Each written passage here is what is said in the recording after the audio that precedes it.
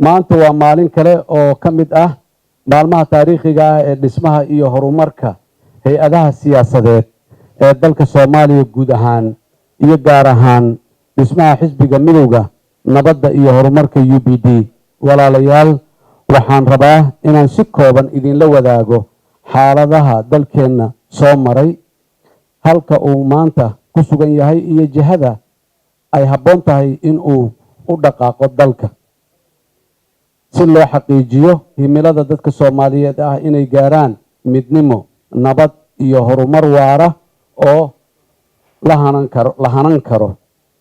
walaalayaal 30 sano oo dowladnimo ay u dhammaystiran tahay haykalkii qarannimo buuxda kadib, dalka waxaa soo wajahay burbur dowladnimo iyo dagaallo sokeeyo oo galaaftay dad badan, kuwo kalena ku kalifay in ay ka gudbaan xuduudaha oo ay qaxootiyoobaan, halka kuwo kalena ay ku barakaceen gudaha dalka. taasi waxay horseeday isbeddel mug leh oo ku yimiday qaab dhismeedkii iyo wada noolaanshihii bulshada Soomaaliyeed. inta badan dadka Soomaaliyeed way kala irdhoobeen. waxaa meesha ka baxday hab nololeedkii ku salaysnaa dowladnimada casriga ah.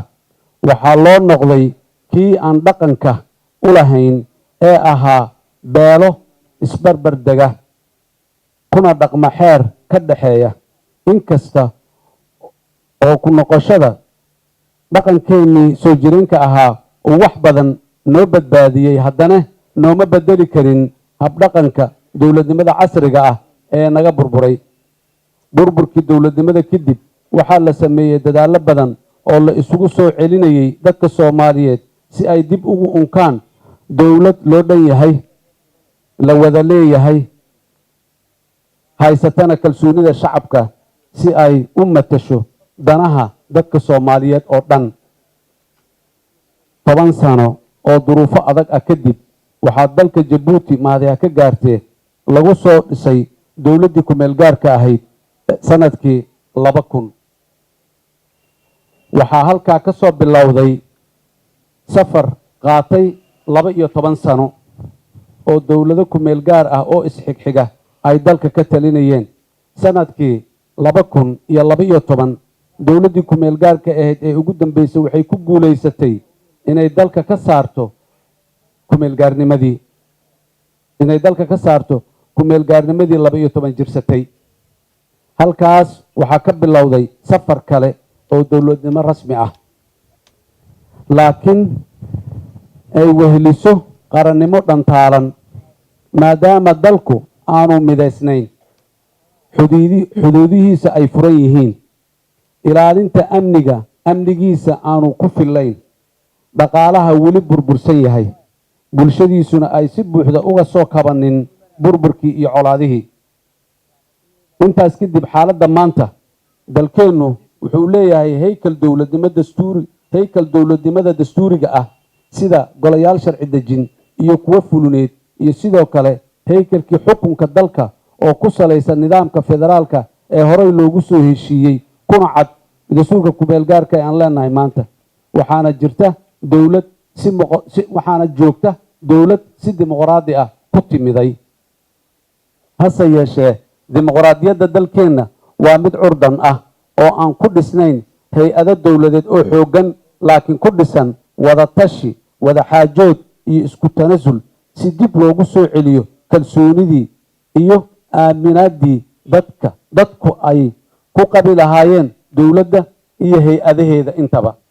maanta waxaa muuqata in dhaqanka ama ruuxda spirit aan kor ku soo sheegay ee ku salaysan dulqaadka, isu samirka iyo tanasulka wax badan oo ka mid ah ay maqan yihiin ama aanay u jirin sidii habbooneyd ee ay ahayd inay u jiraan. haddiise aan sii kala qaado oo aan si kooban u cabiro xaaladda maanta waxaa xiran saaxada siyaasadda oo ay ahayd dowladdu in ay ku howlanaato sidii loo sii ballaarin lahaa, dadkana loogu dhiirigelin lahaa ka qaybgalkiisa.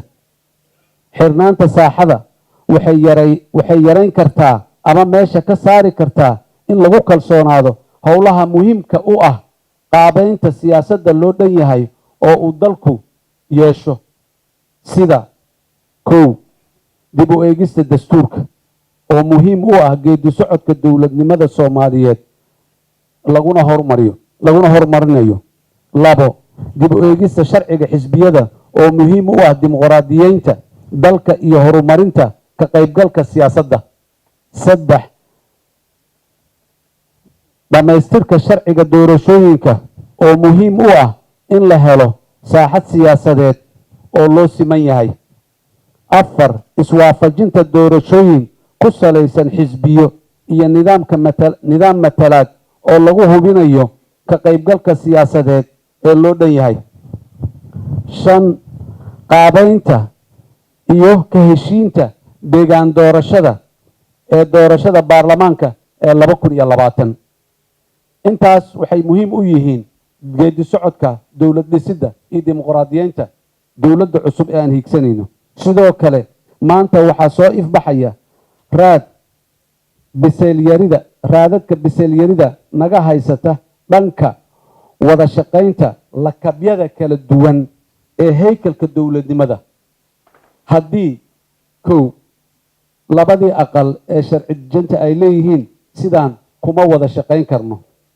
labo haddii dowladihii xubinta ka ahaa dowladda federaalka ay leeyihiin sidaan kulama shaqayn karno dowladda dhexe. saddex haddii xisbiyada qaarkood ay ka cabanayaan in la caburinayo lana baalmarayo dastuurka iyo shuruucda kale ee dalka u yaal. sowma habboona in habdhaqanka siyaasadda iyo sida ay wax u socdaan wax laga bedelo maanta. waxaa intaas dheer walaalayaal dareenka maanta dadkeenna ee gaar ahaan inta danyarta ah inaan ayadana meesha uu ku sugan yahay wax isaga sheegno. walaalayaal waxaa lagama maarmaan ah inaan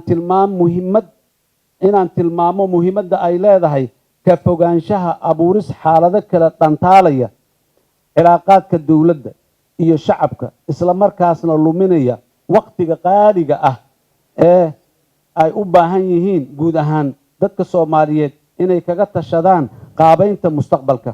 maanta waxaa muuqda jawi ay ku dheehan tahay cabsi iyo caburin. ciriiriga saaxada ma saameynayso siyaasiyiinta oo keliya ee waxay sidoo kale saameynaysaa dareenka iyo nolosha dadka Soomaaliyeed oo dhan. tusaale ahaan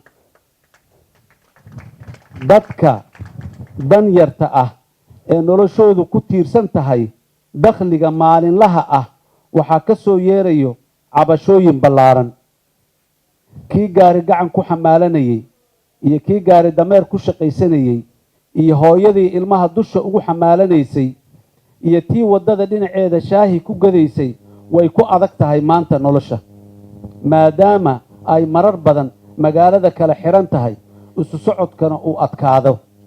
sidoo kale waxaa cabanaya kuwa ku shaqaysta baabuurta wax daabula sida kuwa qaada badeecadaha dukaamaysiga xaafadaha, kuwa ka shaqeeya dhismaha ee daabula dhagaxa, carrada, nuuradda iyo wixii la mid ah oo marar badan waddooyinka ay ka xiran yihiin oo aan fursad u heli karin in ay shaqaystaan si ay quutulyoonkii u helaan.